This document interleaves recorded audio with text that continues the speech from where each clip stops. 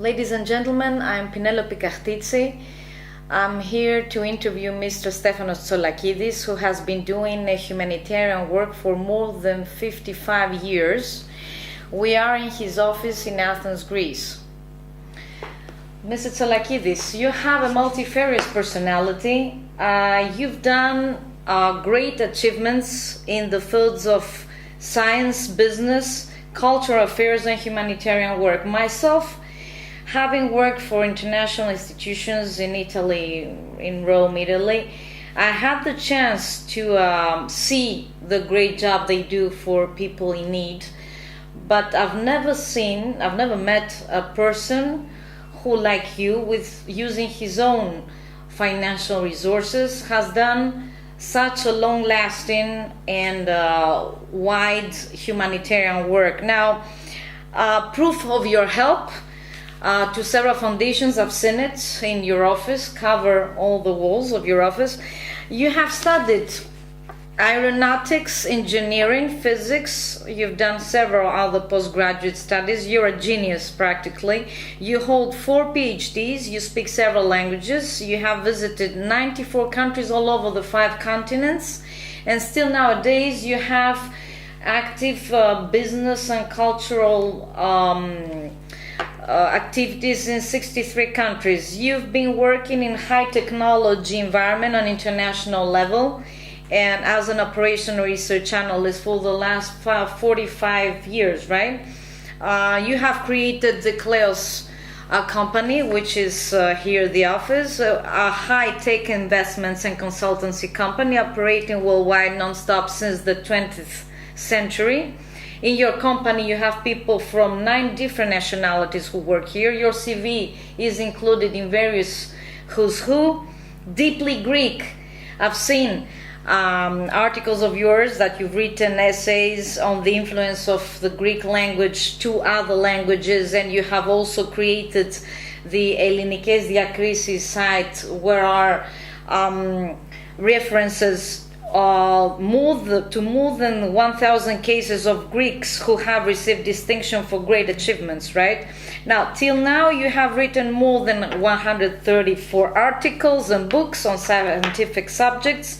You have created a personal library that includes more than 16,000 scientific and literature books, and you have personally enriched libraries of numerous schools, institutions, and municipalities. Is that right? Yes. More than 186 libraries, I have a number here. Finally, you're a blood donor and organs donor too. Well, how would you describe yourself? Well, simply I'm a continuous learner. This is the elixir of keeping me alive.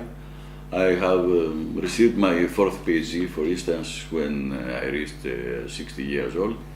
And starting from the tender age of 5 years, I am always trying to incorporate new knowledge. And don't forget that this education has as a purpose to be practical and help the other human beings which are in this globe. And moreover, being with younger people together in the same classroom revised me. Certainly. How long did it take you to create this 16,000 books library of yours? What kind of institutions have you been donating books to, and around how much did this cost you? Well, it is of course a costly, let's say, hobby. I have been collecting books for the last 55 years. It's a fatigue for me. And my personal library of 16,000 books is something for which always I dive inside.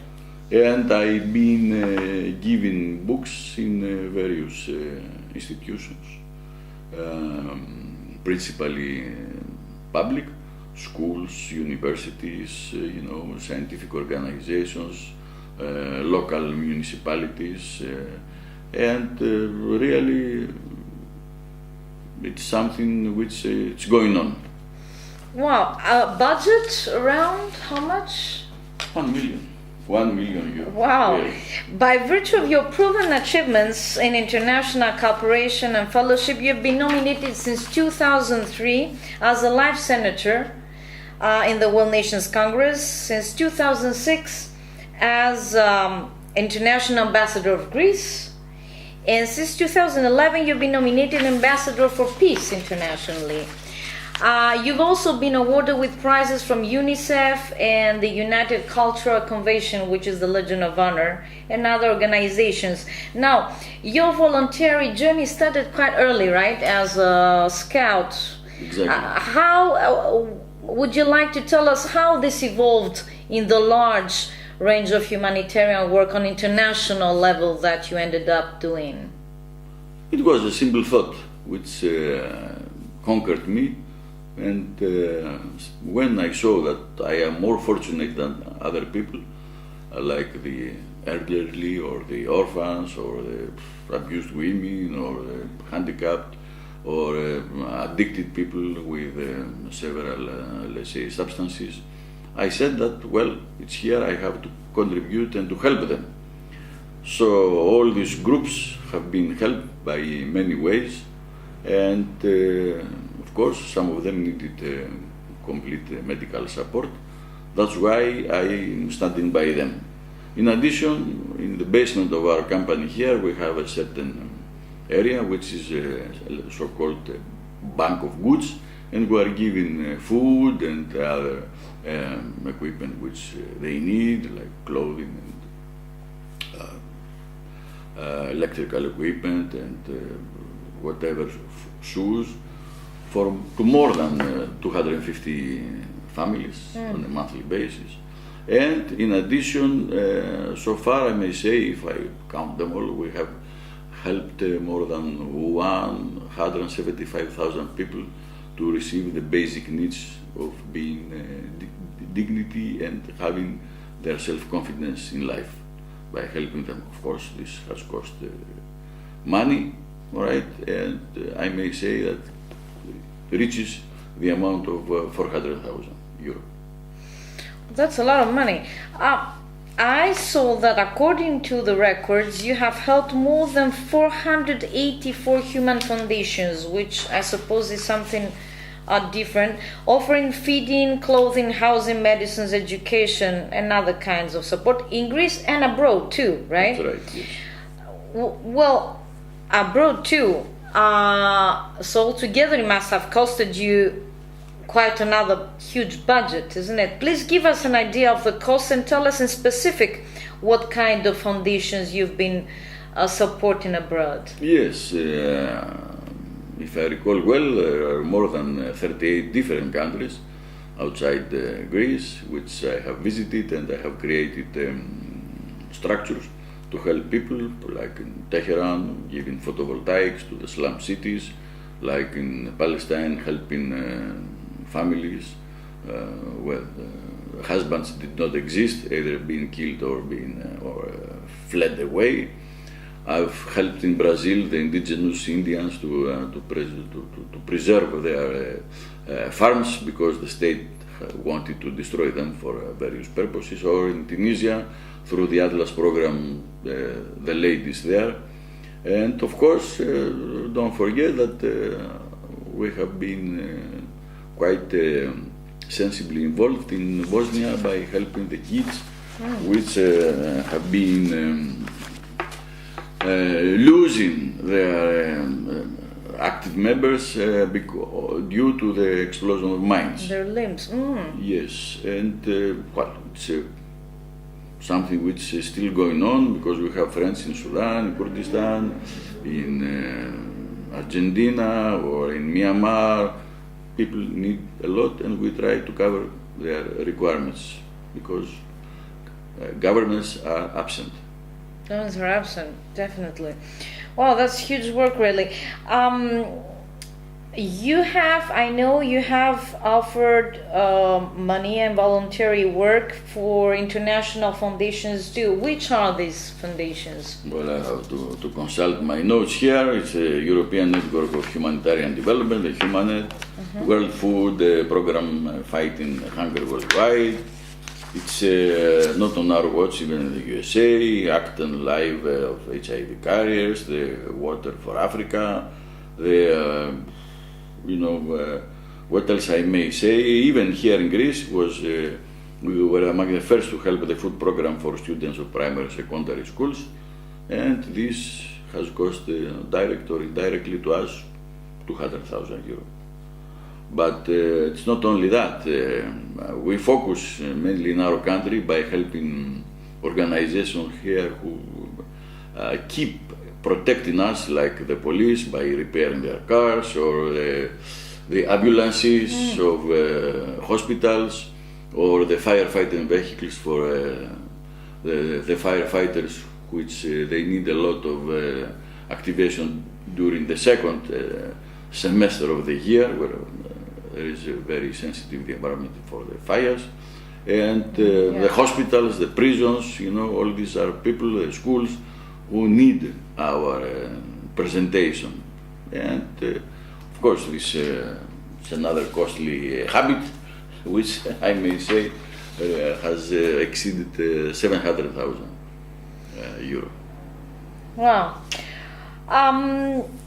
Do you support other social groups that you support, different fields? Yes, we have to include in that effort the culture, because the cultural, let's say, inheritance of Greece is very long and big, and we finance excavations, archaeological sites, like in Alexandria and other places here in Greece.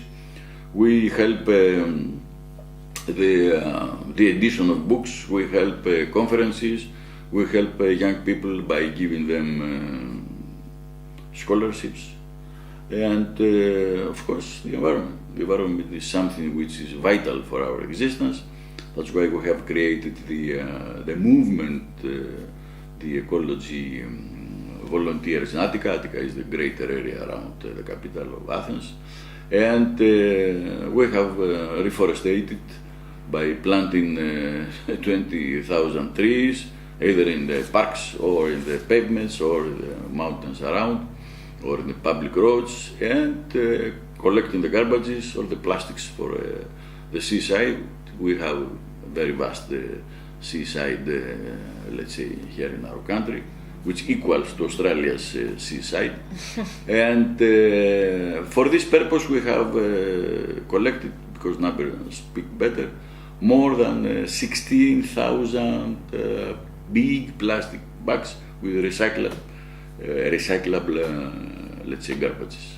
Wow, you personally with your group, right? I am personally involved. I give you the example. I go first and everybody follows. That's nice. Well, you're also known for promoting young entrepreneurship. How do you do this? Young people is the future. We have to protect them, we have to inspire them, we have to give the tools for getting further, and our country has certain advantages. So we use these advantages of, for instance, the big fauna and flora capability we have here and the biodiversity. We encourage them to create their own business by cultivating existing inactive areas, rural areas.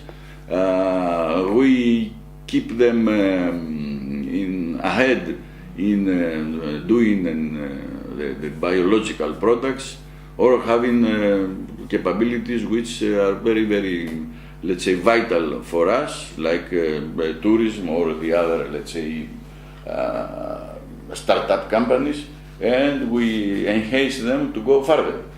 For this purpose, we have even applied, we are not the inventors, the inventor was Mohammed Yunus in Bangladesh, microcrediting and microfinancing, helping groups of women without asking any guarantee for them, in order to develop their own small enterprises. And it worked quite well, as it was the international, let's say, example. And finally, it was something which give way out to these women, not only for Greek, but also for the foreign ladies who have been here in a desperate condition. Is this a network of microcredit, microloans for people in need, right? Yeah, and so you don't you have a low interest, or what is the difference with the banks? Let's say the normal banks. No, the banks are restricted for the formalities and the other regulations and the bureaucracy. And we want to bypass this, not following the way, the international way, the banking official way. So we try to be flexible and to help them by not asking anything, but just to feel confident that they will return the money. You lend them loans? Exactly. Only to women, or? We prefer women. Women are much more responsible than men. Yes. This is international result, which we follow, and really it's more than 95% they have been consistent with whatever they have received, that is, they return the money. As just Greeks, or No. also foreign immigrants? And No distinction of that. People, we are equal, we are not racist, we help everybody who honors his presence or her presence at Greece. And really, we have been... so both Greeks and foreigners? Immigrants or refugees from other places. That's very nice of you. Well, you live in Athens, Greece, and you know that Greece is the country which, as first entry country, has been receiving the larger mass of refugee groups, right? Escalating with the people from Syria. Now, how have you been supporting these refugees until now? Practically, again, we have been assisting more than 20,000 people, I mean, lately, to stand on their feet by giving basic equipment or requirements, such as clothing or medical, let's say, support. And for this purpose, we have thought the creation of the Humanitarian Bank, which is an institution, an NGO actually, which tries to be active in the hotspots, in the areas of where they have been firstly involved. And really, we try to incorporate the children in the local society or the people who want also to be with us here in this country. This humanitarian bank, is it, you give out food? We give food, we give clothing, we give shoes, we give books, we give all the school equipment they need. Really, it's, we give toys, we give everything to them, not only in the environment of just survival. We give support. Well, Wow, well, Mr. TSOLAKIDIS, I must admit that you are probably the only person based on his own financial resources, without having received funds from state or institutions, who has done such a large and long-lasting humanitarian work. How easy or hard has this been for you? well, I don't underestimate the effort we have done, but for me, life is a game. So, since I am a second generation refugee, my father came here when he was 10 years old from Cappadocia, which is now the central Turkey, but being Greek for thousands of years. So I took all the messages, and always the refugees are not welcomed. Okay. Yeah, it's On the hard first to. sight, True. because Usually at the there are beginning. fears. Anyhow, later on, I thought it differently and activated that. But of course, things are getting difficult with the situation worldwide, and especially in Greece. So the funds or the resources we have are not sufficient. That's why we ask for assistance, we ask for any help which can be given to us and to be disposed to other needy people. Everything is welcome, and really I thank you very much for giving me the opportunity to present whatever we have done, and to ask for any help which is welcome and Sure. which comes from with love and from the heart of all the others. Thank you, Mr. Tsolakidis, for sharing all this with pleasure. us, Pleasure and is we mine. had the chance to see with our own eyes your office and people thanking you. I mean, I've seen this these days that I was coming here to Mr. Tsolakidis' office. I've met a lot of people coming here and thanking. Ladies and gentlemen, thank you for watching this. I really hope that people appreciate Mr. Tsolakidis' work, and institutions or individuals will financially assist this contribution to go on. Thank you very much. Thank you.